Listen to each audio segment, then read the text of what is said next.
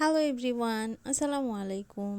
তো আজকে আলহামদুলিল্লাহ প্রথম রোজার আগে আমি কোনো প্রিপারেশন নিতে পারিনি, কারণ আমার বাসাটা এত পরিমাণে এলোমেলো ছিল। তাই আজকে হচ্ছে সেহরি যখন খাওয়ার জন্য উঠছি তখন এই ছোলাগুলো ভিজাই রাখছিলাম, আর এখন হচ্ছে এগুলো সব রেডি করে নিব। তাই এখানে পেঁয়াজ কেটে রাখছি, এখানটা ব্লেন্ডারটা বের করছি, কারণ হচ্ছে ছোলাগুলোকে এই মসুরের ডালগুলোকে হচ্ছে ব্লেন্ড করে নিব সেই জন্য।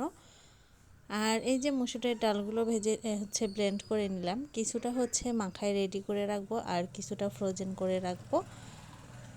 আর এদিকে যে ছোলাগুলো ভিজাইছিলাম সেগুলোকে হচ্ছে সবগুলোই একদম মশলা দিয়ে মাখায় এটাকে এখন বসাই দিছি। ছোলাটা রান্না করে নিব, কিছুটা ফ্রোজেন করে রাখবো আর কিছুটা কয়েকদিন খাওয়ার জন্য বের করে রাখবো। তো এই ছিল আজকের অল্প কিছু আয়োজন, আর বিকেলে সব ভাজা টাজা করব। এখন শুধু এগুলোকে হচ্ছে রেডি করে নিব।